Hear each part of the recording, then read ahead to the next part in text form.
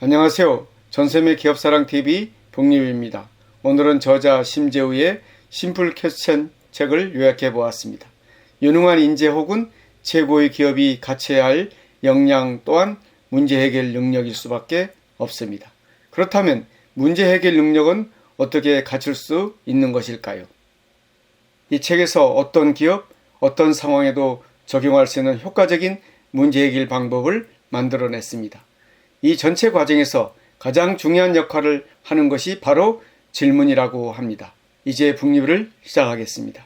어떤 상황에서든 최고의 성과를 내는 조직 업무란 결국 문제를 해결하는 과정입니다. 구글이 지메일과 크롬을 만들 수 있었던 비결은 세계적인 기업이 구글은 독보적인 기술력을 가진 100개 이상의 스타트업을 인수하여 성공시켰는데 여기에는 스프린트로 불리는 독특한 워크숍 프로세스가 있습니다. 스타트업이 가진 초기 아이디어나 아이템을 6, 7명의 팀원들이 열린 토론을 통해 프로토타입을 제작하고 고객과 함께 아이디어를 테스트하여 중요한 문제들에 대한 답을 찾는 독특한 5일짜리 과정입니다. 이곳에서 지메일과 크롬이 탄생했습니다. 아이디어는 무한한 힘을 가지고 있습니다.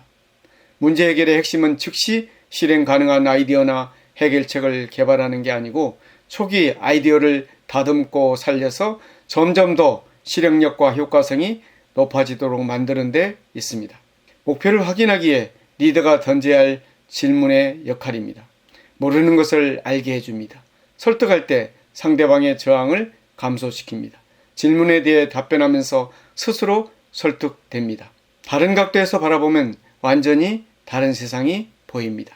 상대방의 마음이나 생각 속에 감정을 이입하여 공감하는 것으로 제3자의 관찰자 관점이 아니고 상대방이 되는 것입니다. 이런 관점으로 고객들을 보면 무엇이 보이는 것일까요? 지루하고 따분해하는 것이 보이는가? 이것이 보인다면 여러분은 새로운 관점을 갖게 된 것입니다. 효과적으로 문제를 해결하려면 창의성이 매우 중요하다고 강조합니다. 창의성은 현실에 기반을 둔 문제를 다른 관점으로 바라보고 다른 방향의 질문을 던질 때 가능해집니다. 문제 해결에도 기술이 있습니다. 1단계, 문제 해결의 목적과 목표를 설정하기. 회사나 조직이 추구하는 비전, 미션, 핵심 가치, 전략을 정렬시켰는가. KSF, 핵심 성공 요인은 정확히 도출됐는가. 부서 이기주의나 지역적이 아닌 회사 전체와 연계된 목표를 설정했는가 등입니다. 2단계, 증상과 문제 정의하기입니다. 정상으로 야기되는 문제까지 정의했는가. 내부와 외부 요인의 문제를 균형 있게 다루었는가.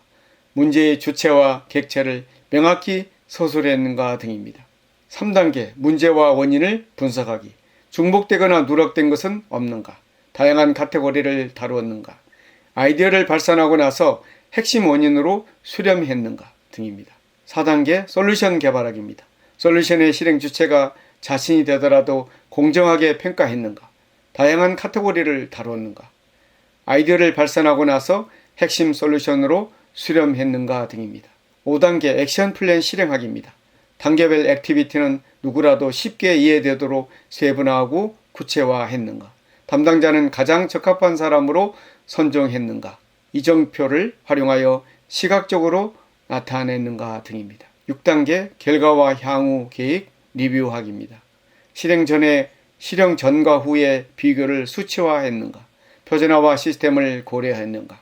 자료를 DB화하고 관리하는가 등입니다. 때로는 창의적인 해결책이 필요합니다. 질문은 방향성이 있어 아이디어나 생각을 질문이 의도하는 방향으로 성장시키고 발전시킵니다. 여럿이 함께 모여 자신의 아이디어를 말하고 참가자들과 공유하며 다른 사람의 아이디어를 지렛대 삼아 새로운 아이디어를 찾는 방법을 사용합니다. 강한 충돌을 유발하는 질문이 더욱 효과적일수록 창의성이 더욱 가깝게 됩니다. 자신의 진위를 숨긴 채 다른 이유를 빌미로 저항하거나 반론을 제기함으로 질문을 통해서 상대방의 정확한 진위를 파악하는 것은 필수적인 스킬입니다. 또한 상대방의 말을 그대로 받아들이거나 믿는 것은 위험할 수 있습니다. 다 함께 해결책을 이야기해 봅시다. 아이디어가 고갈되었다고 생각할 때 더 좋은 아이디어를 찾는 방법입니다. 참가자들에게 이미 도출된 아이디어를 전체적으로 읽고 파악하게 만든 다음 그것을 첨가하여 새로운 아이디어를 찾도록 유도합니다. 각자 조용히 시간을 갖고 깊이 생각하고 의견을 포스트잇에 글로 쓰는 브레인 라이팅을 활용하면 기발한 아이디어를 얻을 수 있습니다. 다양한 관점의 질문들을 만들어 함께 다루고 의논하는 것도 유용합니다. 모든 해결은 문제를 인식하는 것에서 시작합니다. 300개 이상의 아이디어가 나오면 이때부터 창의적인 아이디어가 도출될 가능성이 높아진다고 합니다. 그래서 이것을 300대 1 법칙이라고 부릅니다. 따라서 가능하면 많은 수의 아이디어를 찾는 것이 중요합니다. 실현되지 않는 계획은 무의미합니다. 방안 수립, 고객의 말에 답이 숨어 있습니다.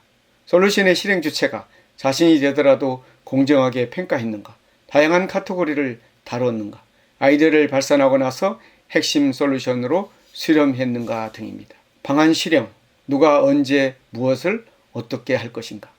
단계별 액티비티는 누구라도 쉽게 이해되도록 세분화하고 구체화했는가.